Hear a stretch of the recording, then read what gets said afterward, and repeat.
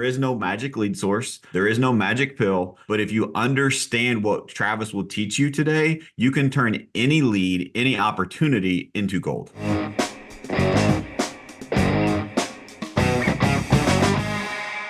Welcome back to another episode of All or Nothing in Real Estate. I'm your host, Matt Smith, the founder of All or Nothing in Real Estate. This podcast is a movement to give back to this amazing industry that has given so much to me and my family.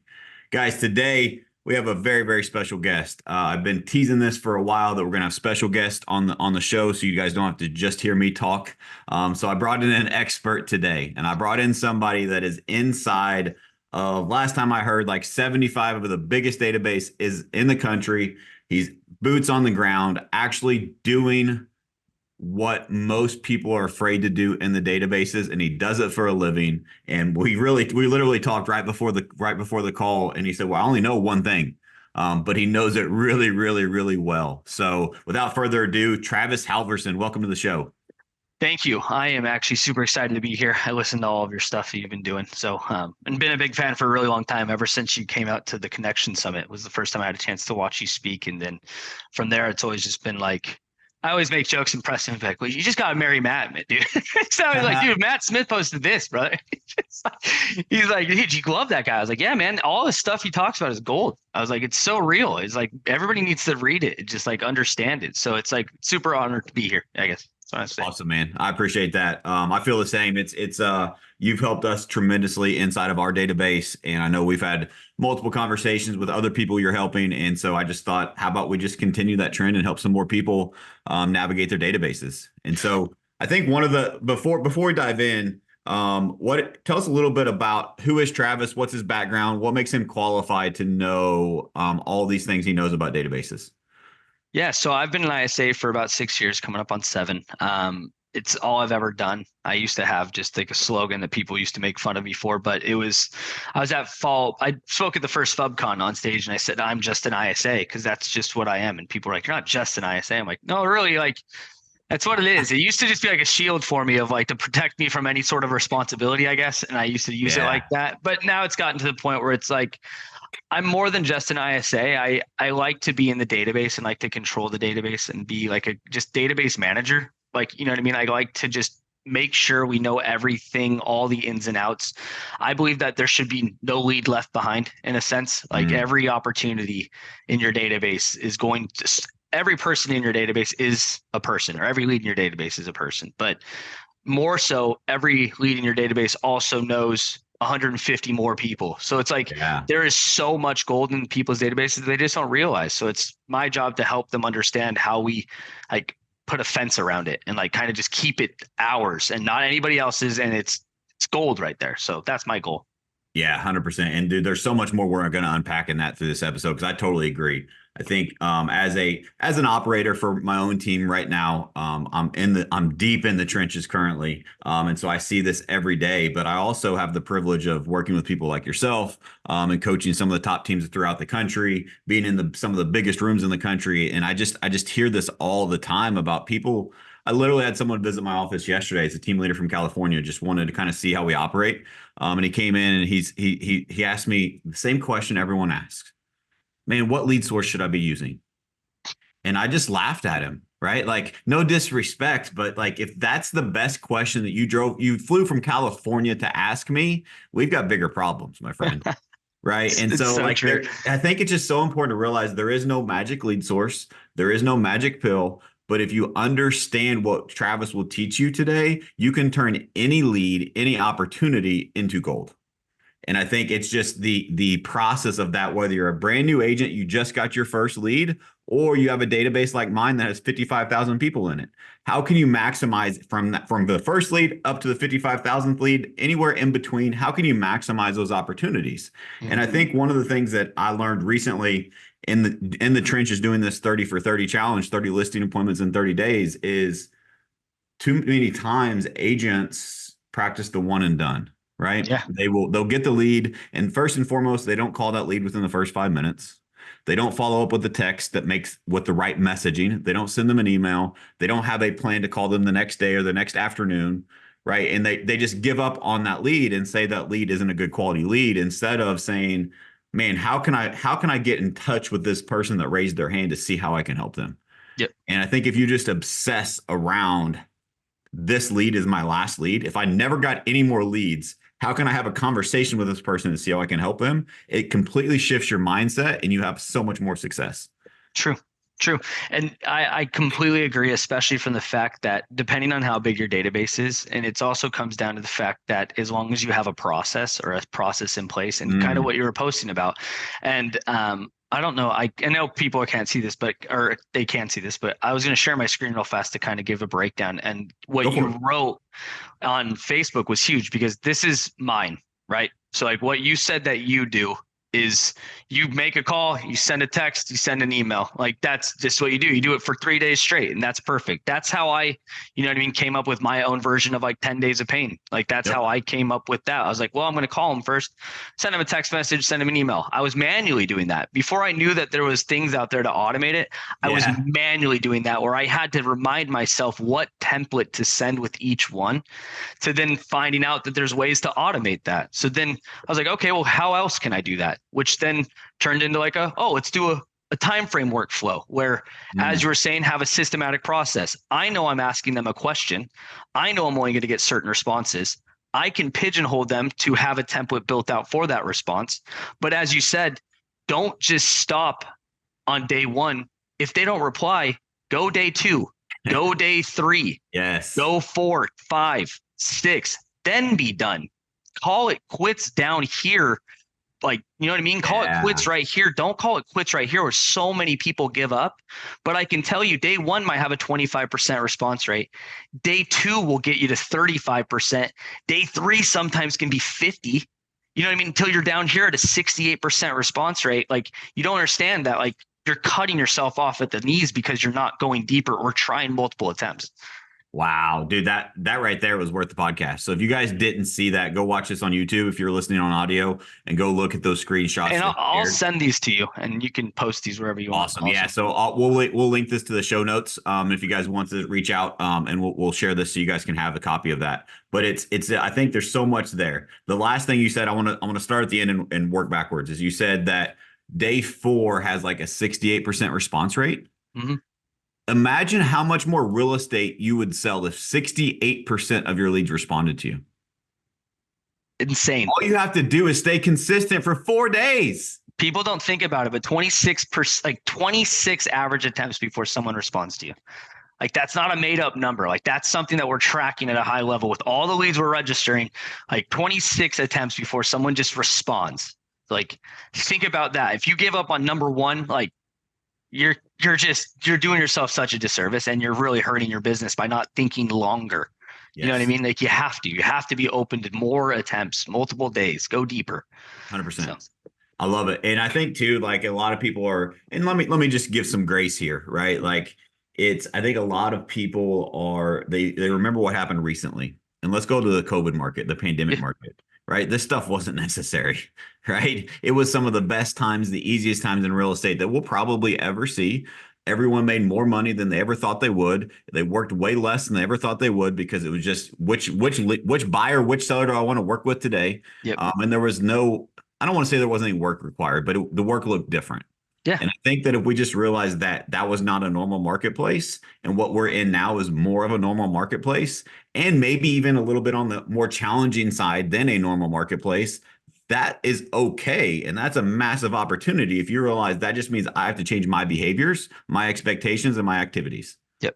100%. Yeah. And I think John says it best, but people were just order takers back then. Yeah. You know what I mean? And and we always saw it. And it's the same reason why with the ISA industry right now, you're seeing more and more ISAs get out of the business because teams aren't needing them anymore because back it was easy, right? ISAs could just set an opportunity. It was just a yes or a no. Do you want to be with an agent? Yes or a no at that point. And like Yeah. 75% of the time it was yes, because it was easy for people. But now agents are having to do a lot more. Agents are having to lean into their own business and take more time to actually master their craft. Yep. And like ISAs at this point in time, like I'd rather have leads go to agents than an ISA because agents are 10 times better than an ISA when they're just starting. There are very good ISAs that are better than Sure. agents, but those are also ISAs that have been ISAs for a really long time. And yeah, and you're going to pay for that. And that takes a lot of training, a lot of effort. Yeah. Yeah, I completely agree in my business. Totally. Like we have one ISA and then we use you guys for database management, right? Like we did have four ISAs, right? So we've scaled that back. And so and we're having record months, right? So it's working in unison. And so I want to dive in, but before we go in, guys, I hope you understand just so far. I hope you got some gold so far. I know I certainly did. This is why I asked this guy to be on the show. I say it all the time, proven, not theory. This isn't something he just made this graph and said, "Hey, I think this will work." He is inside of so many data. How many databases are you in right now, Travis? That's about 80. Which is how many people? Oh, lead wise, how Yeah, many leads? Oh man, a couple million a probably. couple million leads Yeah, a that couple he's million leads. responsible for managing. Yeah. Right, like he's using the system at that level. And so just so you guys understand, this is not a conversation that you have with just, he's not just an ISA. This guy knows what he's doing, and he's responsible for a lot of databases. And so we I hope that you get value out of this for sure, because if you're listening, you absolutely will. One of the things that I say, Travis, is that your database is your most valuable asset, whether you're a team leader, a broker owner, or you're an agent starting day one. Oh yeah. How are you building your database strategically? How are you managing your database? And are you treating it as it's the most valuable thing in your business? I see so many agents, and God love them, to each their own, but they think real estate is you get your laptop, you put your name tag on, and you go sit at Starbucks, and people come by and say, "Hey, I want to buy real estate." Right? Like that's it. Or I'm going to post a funny TikTok and I'm going to get all these leads. And maybe there's certain avenues of those that do work, but you have to have a database to manage and grow a sustainable, scalable business, right? Yep. It's repeatable, duplicatable, scalable, and it's predictable if you do it the right way, right? All the things that make real estate scary or the unknown, you can eliminate, at least minimize, maybe not eliminate, but minimize by managing your database properly. So, what are some tips for listeners that you would give to help them organize their database? So what I always like people to look at is I always like to come up with a number and help them understand how much their database actually like cost them. You know what I mean? Like, Mm, and you're right. It is the most important thing in your business because, I mean, how many leads are in your database? Like 50, 55,000. 55,000. So, I mean, if you look at average lead cost at the time, and keep in mind there's other lead sources. So, like, even if you did PPC, right? Like, you're looking at $1 million worth of leads in your database, right? Yeah, Like, I mean, just we have some lead sources that are $800 a piece. exactly. That's what I'm saying. So, like, that, like millions of Yeah. dollars spent on just leads in the database. And these aren't just, that's why it's what we were always saying is going deeper on the lead, right? One lead that could have cost you $800 just got one phone call. Like, what did you expect to happen Mm, with that one phone call? That was an $800 phone call you just made, right? yep. And people don't think about it that way. They just like, oh, I just made 55 dials. It's like, let's math out how much money you just called, right? Like if you look at it that way, and like you always want people to understand what they're doing with their database and knowing how much money they're losing, right? So I always, once they calculate how much their database is worth, then we look at basically how many leads that they're missing out on by not following up on a proper cadence. So like that's where it comes into play of the loss of money, of looking at how many company generated leads are sitting in agents' names that might not be full-time agents or might just be part-time agents or agents that are neglecting their database. How much money are we missing out on by not having those leads worked, right? Yeah. So I want to break that down a little bit further. So loss of money report. Yep. This is a report. The first time you sent it over to me, like I had a heart attack. And so for Do you those of remember you what that do you remember what that number was? Because I can tell you. the very first one, Yeah. no, I don't. Can I tell you? Yeah, go for it. Oh man, this will be great. Let me pull it up. Yeah, How's this for transparency, guys? I love keeping this there. So your first loss of money report was on like February 6th, $153 million worth of volume missed out on. You guys see why I had a heart attack? $153 million of volume that we were missing out on. And so let me break down what the loss of money report is from my perspective, and then Travis can fill in the gaps since he's the one running it. From a team leader perspective, the loss of money report is, so we run a pawn system, and we run, agents have certain leads in their names, and then we have a bunch of leads in pawns. This does not even include the leads that are in pawns. This only includes the leads that the agents have in their name, meaning that they claim that lead and they are nurturing that lead because they're going to work that lead to buy or sell real estate. And so that's where that money came from. Not only is it just those agents database, but also it's past the follow-up cadence that the agent committed to following up with, right? So it's in their database and the agent hasn't followed up like they said they would. That's the only things that are in that report. And $153 million in volume is missing by the agents, the leads that the agents claimed, and the agents haven't followed up appropriately. So tell me again why, like this, I literally said this to my team. So why do we need more leads? Exactly. Right? Exactly. Like we have, it's a mindset shift. And so give me a little bit more on the loss of money report. What other perspectives do you have on that? Yeah, so I mean, it really kind of shows you like where your agents are spending their time, and like you can go in there and really like using Follow Boss, right? You can see like last visit, you can see all the things like, wow, this lead is visited an hour ago. We haven't followed Yep. up on it in 5 months. Why? Like, why is that agent? Oh, well, that agent's currently on vacation that they never even told us, but their database is sending text messages and emails. So like it just opens up your eyes to everybody is living their lives, but you still are running a business inside your database, and you need to have coverage everywhere, right? Like everything needs to be covered. Like all the bases need to be covered. Like who is watching that database when these clients are sending text messages back and that person's out of the country and not getting text messages. So it just kind of is eye-opening for people to see like all the different gaps that their database could have. And I look at it like it's a ship. I look at your whole database like a ship. How do we plug every hole of a sinking ship, and how can we cover the gaps of the things that are being missed out on? So that's just the mindset that I have for those types of things that go on in your database. Yeah. And I think number one, it's just the transparency of that. Like, Yeah. because agents weren't missing those on purpose, Mm-hmm. but but when I had that conversation with the team, like they were sick too, right? Because a lot of that's their money they're missing out on. And they're like, it was a wake up call, right? And it just allowed us to really transform and make a lot of adjustments in our business to gain the momentum that we've gained this year. And a lot of it has to do with Travis and the DCM program that we're a part of. And I was literally on a coaching call. I had a new coaching client that just started this week, and we had our first coaching call yesterday.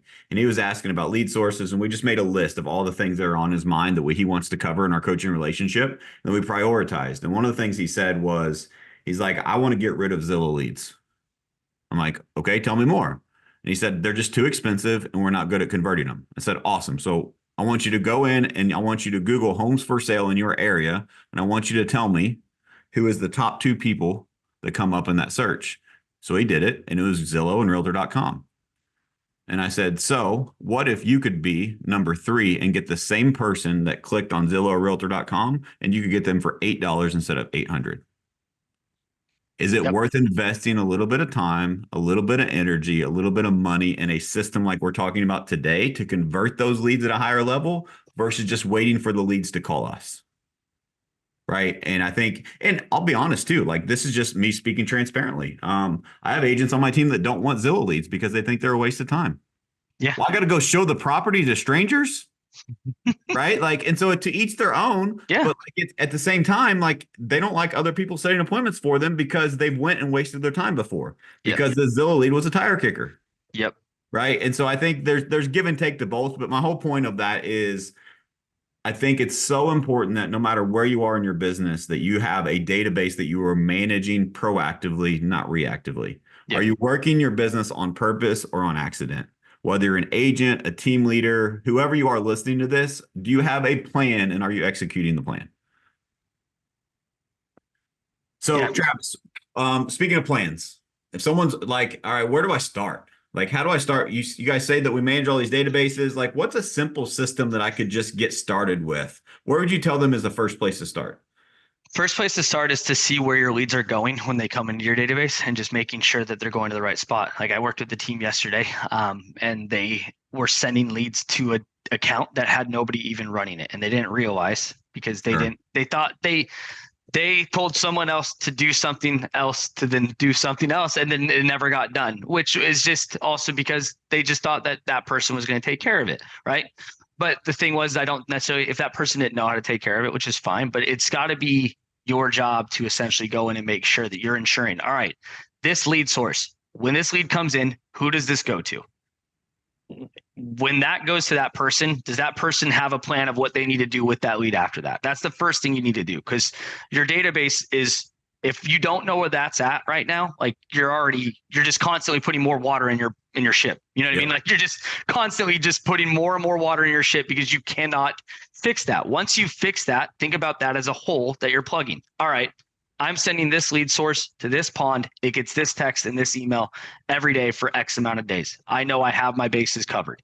When someone replies to that text message, who gets that text, right? Who gets that email? You're making sure that that is covered.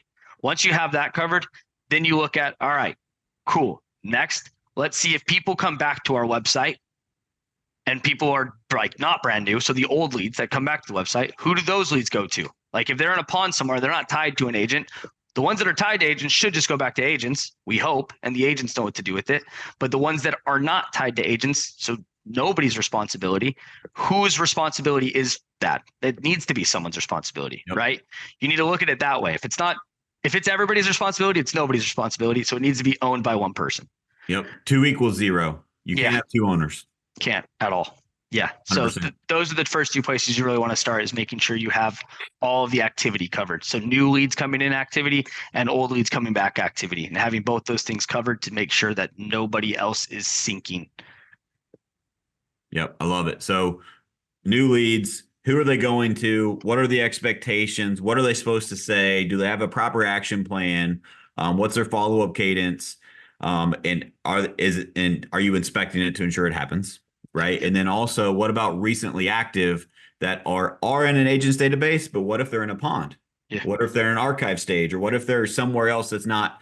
What is happening with those leads? Is it just like a free for all, which we've done before, that doesn't work? Or is there a system, or is there a plan for you are on shift for these leads, or they come to you, or whatever that looks like? I think is super important to start with, because I'll just be honest with you. I think for our business, I'll speak personally for our business, we could shut off new leads and we would probably sell more real estate. You'd have to. I mean, that's the thing. Like people would just have to realize like, wow, okay, so that funnel's been turned off. I need to really look at my own personal database and see where my next paycheck's coming from. Yep. If you're an agent and you don't know where your next paycheck's coming from, you need to figure that out like now. Yeah, dude, so good. So I literally said this in our sales meeting. I said, if you're an agent right now, number one, as a real estate agent, it's a great career, but you wake up every single day unemployed. And if you set an appointment, you remain that way. Right. And so like it's just the truth. And so what I asked my team is, I said, all right, who are the next 5 people that are going to transact? Who are they? Raise your hand if you know who they are. And I called on a couple of people, and when I started calling on people, hands started going down. Right. Like, oh, maybe I don't know who they are. Yep. So then the 3 I have 38 agents, right? Currently, I don't know, 3 to 5 people that kept their hand up. I said, all right, now out of those, how many of you know their top 5 must-haves in the next home they're looking for? Only 1 person kept their hand up, right? Like, and I'm like, so help me help you. If you don't know where your next 5 transactions are coming from, and you don't know what the top 5 most important things are for their next home, you are by definition working on accident and waiting for something to fall in your lap instead of building a proactive plan. Yep. Oh yeah, that's what I used to really focus on. So as an ISA, I used to have my hot top 10. Every lead that I believe was going to transact from number 1 to number 10. I wrote it down. I had it every week, and I brought it to my sales meeting every single week. It was a piece of paper that every ISA had to fill out, to the point where we had every agent fill out their top 3 every week. So every agent, and we had to, and it started to turn into a game. If I had a lead that I believe was a top 10 and that agent didn't have the lead that thought was their top 10, we went back and looked as to why we don't connect. Like, why is there a difference between my top 10 and the agent? Like I would say, like, for instance, as an example, I'd be like, hey, I believe that Matt Smith's transacting the next 90 days. And then the agent would be like, well, why do you think that? I don't have him on my top. I'm like, well, Elena, tell me why you don't have it, because he gave me all of this information. Why do you think he's not? And she's like, well, maybe I need to look at it differently. Right. And it was like, oh man, or I was tracking my people better than the agents were tracking their people. So the agents were like, shoot, I forgot about that lead. You could see it as I was saying it, that they were like, oh shit, Jim Smith.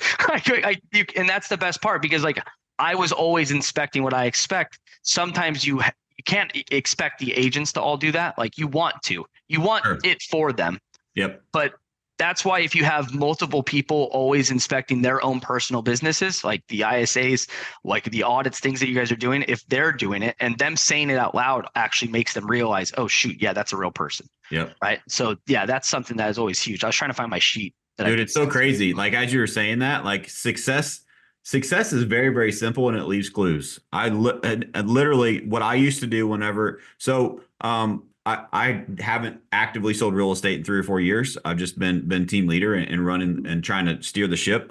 Recently I've went on listing appointments. I've got 12 out of 30 left. I'm on day 15. I've set, I guess that makes 18 appointments in 15 days. So I'm not as rusty as I thought, which is awesome. But every single day, what I would do when I was practicing real estate was I would have a big sticky. It was about twice as big as this one. Mhm. And I would write down every single day my hot list. I would write down their names, and I would write down what am I going to do today to move the needle forward for those people. Yep. And that was my number one every single day. Right. And so like if you guys don't take anything from the database management stuff, this business is really simple if you simplify it. Too many people are trying to make this sexy and complex and like who's the next person that's going to transact with you? Yep. Who's after that? Who's after that? And what can you do to move that needle forward? Yep. Like how many times do we drop the ball on those things? Right. And we play defense instead of offense. We are reactive versus proactive. And if you can manage your database in such a way, and you can have someone like Travis in the back end, which we'll talk more about later about what that looks like if you guys are interested in learning more. But if you have someone Travis on the back end to kind of help play defense for you and install those safety nets and empower those opportunities for your agents, now you can focus on how can I help my agents get into more transactions, and how can I help my agents focus on, or if you are an agent, how can I focus on the next 5 people that I want to work with? Yep. And I want to build and nurture that relationship. And I think it's just so important that we're able to refocus that as an industry, because we got spoiled in COVID. A lead came in and it was a hot lead. Ready to go. Reality is that's not real in real estate. Yep. That was a unicorn market. It's not real. Yep.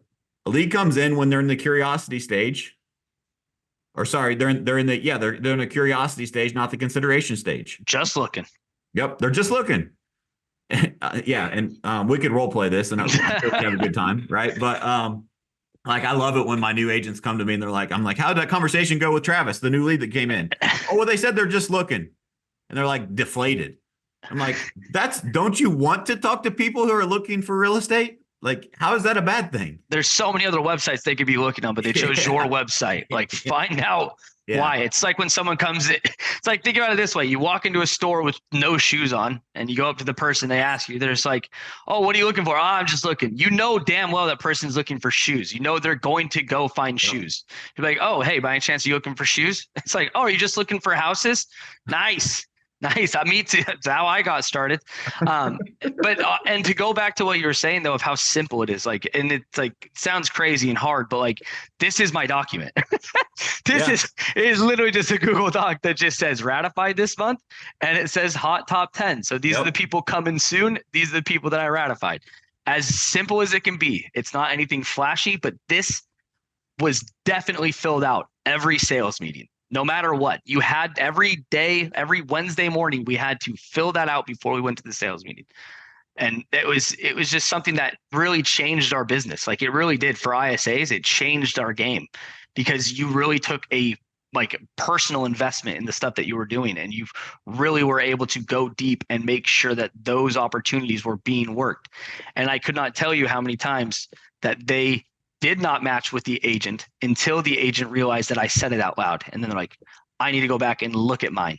Right. Yep. And that's why even if it was no ISAs, the agents, like we still made the agents just say theirs out loud. Give us your next 3 people that are going to transact. And that's what they had to. They had to inspect their database and find 3 people. And if they didn't, then I would go back and look at their database and I would say, you're a liar. There's this, who is this person that came back to the website an hour ago you haven't talked to in 34 days? Like what? Like, what do you mean? Yeah, you're just not looking at the right things, but it really allowed us to look at that for people. Yeah, it's so crazy, man. Like this, it's the timing of this, because I've been really elbow deep back in this stuff. And one of the things that I realized is I only have like I'm making the time to do this challenge. I don't have the time for it. And so I'm making the time for it. And like there's days where I only get 30 minutes in to do this 30-day challenge, right? Yeah. But I'm as efficient as I can be during those 30 minutes. And so I'm sharing those tips with our agents. And one of the things that I asked is I shared in my Follow Up Boss inbox, and I had 8 text messages of people that responded to me from a text that I manually sent after I'd called, text, emailed, right? And it was on day 2 or 3 typically.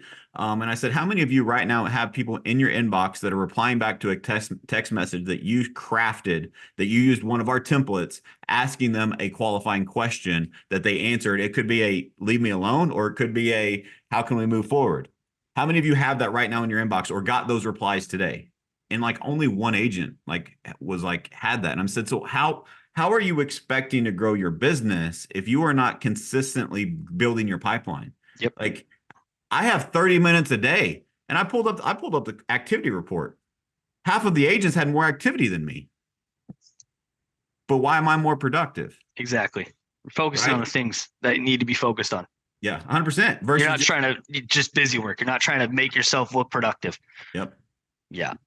And I think it's so simple, but I think agents struggle with it, and it's not anyone's fault. That I'm just trying to reframe that to that if we go back to that, and if we can learn from what I'm going through myself, whether you're listening to this, whether you're an agent on my team, whether it's someone that hires Travis to do their database stuff, what we are telling you is if you focus on who is going to be the next 5 people to transact and how do I get more of those by having conversations to get people to reply back and forth, like that's the game.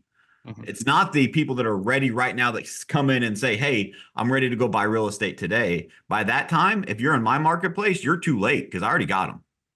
Right? Like it's so important that you build the system that Travis is talking about to make sure that you grab the people when they're in the curiosity stage and you nurture them and warm them up and ask them great leading questions, and you provide value over time to where they choose you before they're ready.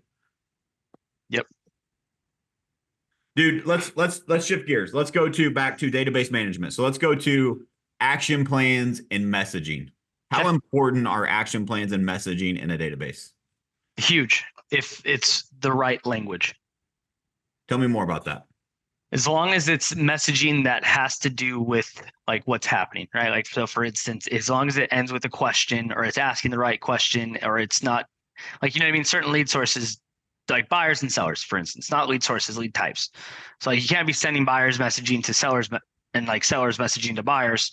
Technically you can get away with it because buyers are sellers and sellers are buyers, vice versa. But if it's brought in that way, and maybe the lead source is like less than a year old, obviously you don't want to send that sort of messaging now, right? If they came in looking to sell, you don't want to ask them about looking to buy until that comes up, but making sure that the messaging is on a proper cadence and it is happening. You know what I mean? Happening either often or it's happening to a degree that is suitable for your database, right? Like how often you market your database. Like a lot of people don't realize that, like how often people actually send messaging out to that sort of thing. Yep. So I want to give a real life example, and then I want to break that down into A, B, C, D cadence. So real life example, I was in the database yesterday, and it was something in our ponds. And again, we use Travis, right? So one of his action plans had fired off a text, and it was because this person had taken buyer activity or how we staged them, and it was a buyer question, and they responded back to that question, and they said, "I'm not looking to buy right now." My agents ignored it. They just completely ignored it. So I went in, I saw 3 people looking at the lead and they just moved on, didn't reply. I went in and replied and said, "Oh, I'm so sorry. Does that mean you're looking to sell? I'm meeting with them in 35 minutes." Right? But we just give up too soon. Exactly. And so but because what I did was I looked at that lead, I'm like, that's interesting. I looked and they had some of our tagging system that said they'd taken seller activity also. Just because they'd taken most recently buyer activity doesn't mean they're just a buyer. Yep. They were looking to buy because if I sell, I need somewhere to go. Yep. And so one of the things that I'm sharing with my team right now is no text message goes unresponded to. At all. Within 5 minutes, you have to respond within 5 minutes. Yep. Unless it's like vulgar or whatever, right? Like, of course, just ignore those and move on. But like just because they say, "Oh, I'm just looking," or "I'm not looking right now," have some sort of response, right? You don't have to keep the conversation going, but don't ignore them. Yeah. Right. It's so important. Yeah. Yeah. It's and speed to response. And people always talk about speed to lead, speed to lead, speed to lead. But like speed to response is huge. Like it shows you that you are currently working. You're not just an automated person. You're just actually having a conversation with them. And you know what I mean? Have a message, even have a question after that. No longer looking, oh, I'm sorry, did you already find your dream home, or you just have this on the back burner? Is that why you're no longer looking? Right? Like just asking some sort of question. If they want to ignore you from there, or if they want to tell you stop, so be it. But you put the ball back into their court and you were the last person to ask the question. So it's on them. And I cannot tell you how many times that we have really gotten that because we asked a question. And I'll even show you an example here because Dude, the I've thing, set three of my 18 appointments are from that exact scenario. They tried to close me off in a text conversation. And I just kept going. And I do the same thing in a phone conversation, but I've just converted that into a text conversation. And yep. it's crazy the results that you get if you just keep going a little bit further. Yeah, no, and I'll even show you here because this is going to be great. But like, it's just funny to me because a lot of the times, um, agents will just forget to do something or forget to go deeper. But like, if they forget to ask a question, like this is a lead here in a team's database that is very old, right?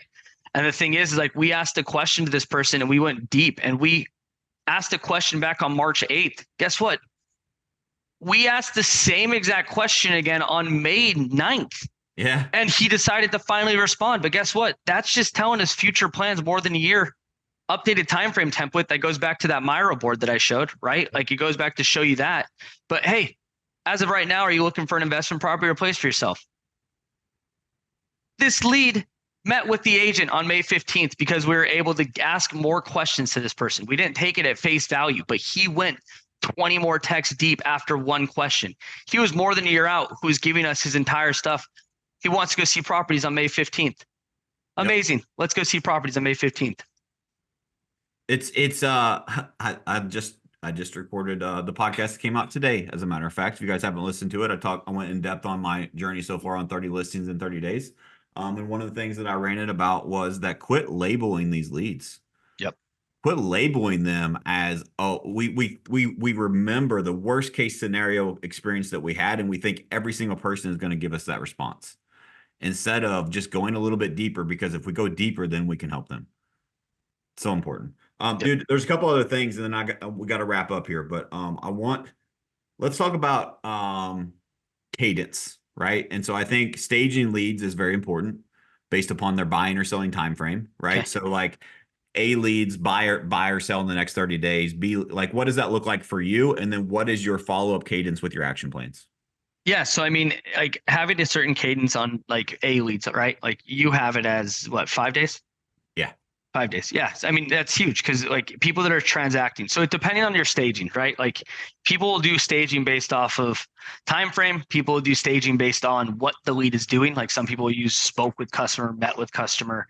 Different staging will bring on different cadences, but as long as you have the cadence in place somewhere and they all match and mirror a smart list, there's going to be no gaps. As long as you have that plan in action, that's fine. But every single stage needs to go to a smart list or an agent will miss an opportunity. It's just, we see it all the time, right? And weekly, bi-weekly, monthly, quarterly, that needs to be a standard. Whether you change it from weekly as in like 7 days to 5 days, or you change it bi-weekly from 10 days to 14 days, things like that. But as long as you're sticking to a number and you stay there, the best part is as long as it's through the owner account, like I can change that anytime I want and no agent will know because I can say, you know what, we're not as aggressive as I want us to be. So I'm going to change it from 7 days down to 6 days.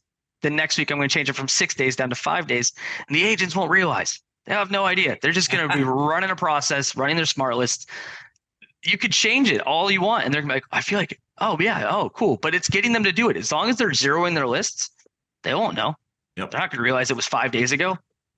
Things happen quick. And I think it's also important, too, to have an action plan on the back end that text and email that is message to market match, meaning that if they're a quarterly, it's a different cadence and messaging than if it's a monthly, than if it's a biweekly. And I think it's important to have that set up too as again, another safety net in the back end for if the agent doesn't clear their list, you as a team leader, me as a team leader, do I have a safety net for if the agent doesn't do what they're supposed to do? which we all make mistakes, Yeah, right? of Like course. and so if that happens, how can I make sure that client gets the service that they need and the team gets the business that they already paid for? Exactly. Yeah, exactly. And I agree. And that having that sort of thing in place and making sure it comes from like not necessarily if it's messaging, if it's texting and emailing, it can come from the agent, which is fine from Yes. emailing. But if it's messaging and it's a different number, you're just going to want to have it as the assistant as a check-in, right? Like, hey, I'm the assistant to contact first name, which happens to be the agent, or sorry, agent first name, who's going to be the agent. Like I'm their assistant checking in. I know that you've already talked to them probably, but this is just a safety net. And I cannot tell you how many times. That's why I make agent client tags, right? Like I am either checking with the agent or I'm checking with the client. If the agent tells me that they're good to go and that they're in communication, I don't need to reach out to the client. But if I can't get a hold of that agent, and that agent's MIA when I'm sending them a text message or I don't hear back, then I'm contacting the client. So I'm doing either or. So that's why I call it agent client. Dude, so good. We're probably gonna have to do 2.0 because there's so much more stuff we can unpack on this, man. I appreciate your value. I appreciate your time. I know you're a busy man. If someone is watching this right now or listening to this and they're like, I need some help with my database. I need help to either get it set up. I need help with the day-to-day management. How do they get a hold of you? Where's the best place to send them so they can have that discovery call with you to see if you're a good fit? Just digitalmaverick.com. Digitalmaverick.com. There's a contact form. It'll go directly to me. Anything that they need, all of our stuff that we're trying to do is on there. Yep. They can find me on Instagram or Facebook as well. And if I remember correctly, you guys offer there's like a one-time fee to help them set up their database, Yeah. right? With your proven setup, but there's Yep. also a management that's a recurring thing that someone literally you are in their database, Yep. helping them manage it in daily messaging. How many appointments, maybe you don't know this, but how many appointments do you guys set per month on average? Probably per team, roughly 20 to 30, depending on database size per team. Yep. 30 appointments set per team. What are 30 appointments worth for your team? Give this guy a call. I'm telling you, I use him, proven. I hope you guys trust me enough if you follow this podcast. This guy's the real deal. We use him currently, and there's just, I don't have enough good things to say about him. Just go check him out, digitalmaverick.com. Awesome. Appreciate Travis, thank you so much for your time, guys. Thank you so much for listening. As always, we do this podcast to give back to you. I know for a fact, if you're in real estate, you got value in this episode. I would go back and re-listen to it because there's a bunch of nuggets that Travis dropped that we probably missed that we can work in. And I know I've got tons of notes here. So as always, we do this to give back. If you found value from this one, which I know you did, share this with a friend. Let's grow this podcast. It's continuing to grow and grow and grow each and every week. We're at over 32,000 downloads currently on this podcast, and we haven't spent a penny. And it's because of you guys. We appreciate you. Keep sharing the message, and we'll see you next week.